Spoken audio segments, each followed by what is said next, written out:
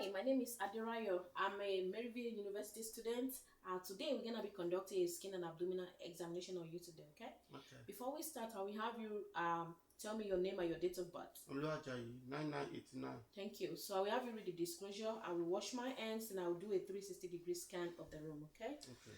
Awesome. Voluntarily give Maryville University permission to record my image and voice and Wash my University hands. all right to use this recording in any medium for educational and other purposes. Okay. I further acknowledge that since the recording is for educational purposes only and the information is not meant to be diagnostic, therefore Maryville University, the faculty, staff, and students are not considered liable.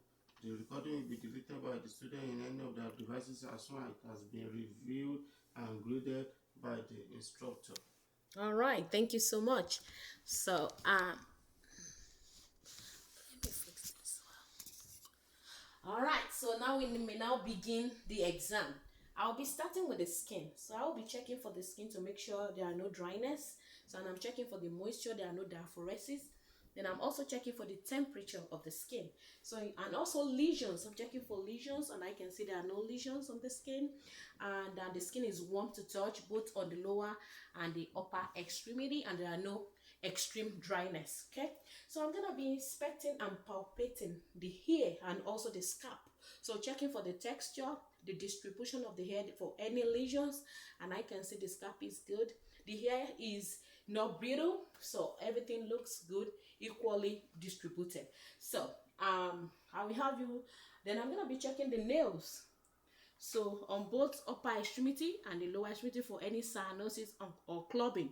So I can see. Then also the lower extremities, the nails, there are no cyanosis, and there are no clubbing. So everything looks perfect. So I will have you lay down for me, please, before we start the abdominal examination. So now I'll be inspecting the abdomen for any symmetry. I can see the abdomen is round, well rounded.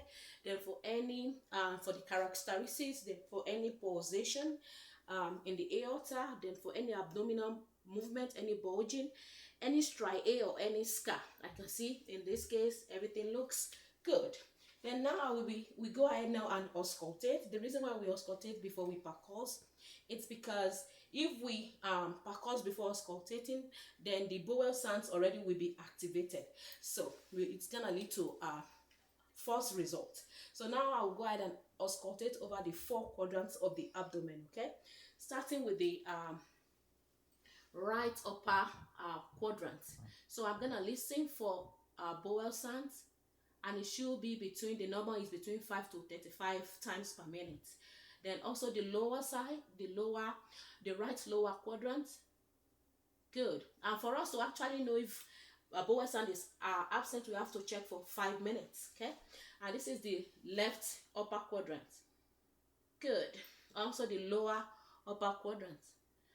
All right, so the bowel sound is active in your case. Then I'm gonna be listening for the liver, over the liver, to check for any venous fumes or friction hub. So using the bell of my stethoscope. Good. Then also the spleen, I'm gonna be checking over the spleen as well for any friction rub or any venous fumes. All right, so everything sounds great. Okay, then I'm gonna be listening for the aorta right here beneath the sigmoid process. We are checking for the aorta. Yeah, we are checking for bruit. Good, there are no bruit. Then the renal on the right, the renal artery on the right side. For bruit, no, we can't find any. Then right now on the left, I'm checking for bruit, the renal artery on the left, no bruit. Then also on the iliac artery, good, there are no bruit. And also on the left, no bruit. Then also on the femoral right here, all right, no bruit. Also on the femoral, no bruit. Okay, so everything sounds great. So now we're gonna be going to percussion. So I'm gonna be percussing over the abdomen to check for tympani, so which is the normal sounds that we need to hear. Good. On the, so I'm gonna be percussing over the abdomen for tympani. Then we usually hear a dull sounds over masses and also over the bones. Okay, good. Then I'm gonna be percussing right now for the liver, to check for dullness on the liver. So I'm just gonna be checking the lower anterior chest above the intercostal margin, above the costal margin. So I'm gonna percuss upward, noting for dullness, then also to check for the liver. So normally it should be between 6 to 12 centimeter. Then now we percuss the anterior axillary line. So can you turn to this way for me? Thank you. So I'm gonna be percussing to check for splenomegaly. So good. I will have you take a deep breath. Good. So now I can hear tympani, meaning it moves, the spleen moves away, so I can't feel any splenomegaly. Perfect. Thank you so much. Then we're gonna be going on to palpation. I will start with light palpation. So what I'm checking for in palpation is to check for any tenderness, any guarding, any mass or lesion, and any pulsation. Okay, good. Any pain? No. Good. So I'm gonna be doing a deep palpation right now to check for the same thing.